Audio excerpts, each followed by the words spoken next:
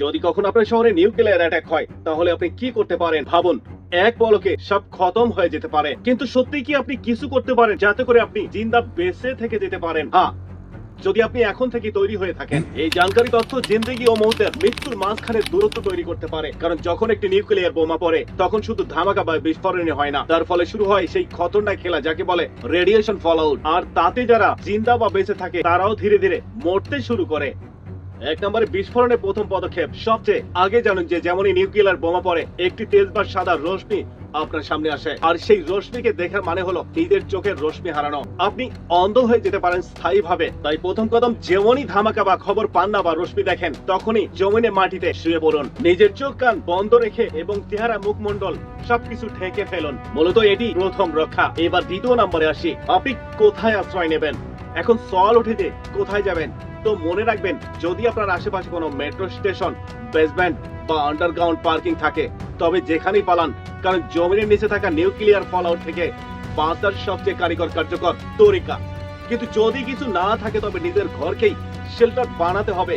সব জানালা দরজা বন্ধ করে দিন। কিন্তু যদি কিছু না থাকে তবে নিজের ঘরকেই শেল্টার বানাতে হবে। প্রতিটি ছোট ছোট দরজাকেও ফাঁক ফোকর, কোনো কাপড়, টেপ বা গদ্দা, কার্ডবোর্ড দিয়ে বন্ধ করুন, যেন হাওয়া চলাচল করার মতো একটিও রাস্তা বা ফাঁক ফোকর না থাকে।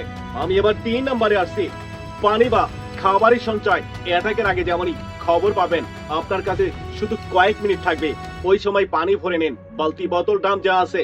মনে রাখবেন, অ্যাটাকের পর পানিতে রেডিয়েশন মিশে যেতে পারে। নলের পানি একদম খাবেন না, তাই আগে থেকেই স্টোর করা পানি জিন্দেগি বাঁচাবে। খাওয়ার জন্য ড্রাই ফ্রুট রাখুন, বিস্কুট বা প্যাকেট জাতীয় খাবার যা রান্না করে খাওয়া যায়। যদি ভুল করে আপনি বাইরে থাকেন বা রেডিয়েশনে এক্সপোজড হয়ে যান, তো যেমনই ভিতর আসবেন তৎক্ষণাৎ কাপড় খুলে ফেলবেন এবং সেই কাপড়গুলোকে পলিথিনে আবদ্ধ করে বেঁধে রাখুন, যেন সেখান থেকে কোনো রেডিয়েশন বা গন্ধ বের না হয়। এবং সেই সাথে নিজেকে সাবান বা স্টোর করা পানি দিয়ে ভালোভাবে ধুয়ে নিন। মনে রাখবেন, নলের পানি নয়, শুধু স্টোর করা পানি ব্যবহার করতে হবে। এবার 5 নম্বরে আসছে, প্রথম 72 ঘন্টা ও প্রযুক্তি। নিউক্লিয়ার ব্লাস্টের পর সবচেয়ে খতরনাক সময় হয় প্রথম 24 ঘন্টা। এই সময় বাইরে যাওয়া মানে মৃত্যুকে নিজে থেকেই দাওয়াত করে আনা। তাই 24 ঘন্টার ভিতরে শেল্টার থেকে একদম বাহিরে বের হতে যাবেন না। যদি সরকারের তরফ থেকে যোগাযোগ করা হয় তবে সেই নির্দেশনা পালন করুন, তবে কমপক্ষে 72 ঘন্টা বা 3 দিন বের হবেন না। বন্ধুরা, এই 3 দিন যদি আপনি সঠিক তরিকায় পালন করতে পারেন তাহলে মনে করেন আপনি বেঁচে যেতে পারেন। আর হ্যাঁ, টেকনোলজিরও প্রস্তুতি নিন। নিউক্লিয়ার অ্যাটাকের পর একটি ইলেকট্রোম্যাগনেটিক পালস, ইএমপি ওঠে, যা আপনার মোবাইল, ল্যাপটপ, ইলেকট্রনিক জিনিস সব খারাপ করে দিতে পারে। তাই একটি পুরনো অ্যান্ড্রয়েড ফোন, একটি পাওয়ার ব্যাংক আর একটি ওয়াকিটকি অ্যালুমিনিয়াম ফয়েলে ল্যাপটে মুড়িয়ে কোন স্টিল বক্সে রেখে দিন, কারণ এটি আপনাকে বাকি দুনিয়ার সাথে সম্পর্ক রাখবে। সবচেয়ে জরুরি বার্তা, ঘাবড়াবেন না, প্যানিক করবেন না, প্রতিটি ফয়সালা ভেবে চিন্তে নিন, কারণ নিউক্লিয়ার অ্যাটাক একটি টাইম গেম।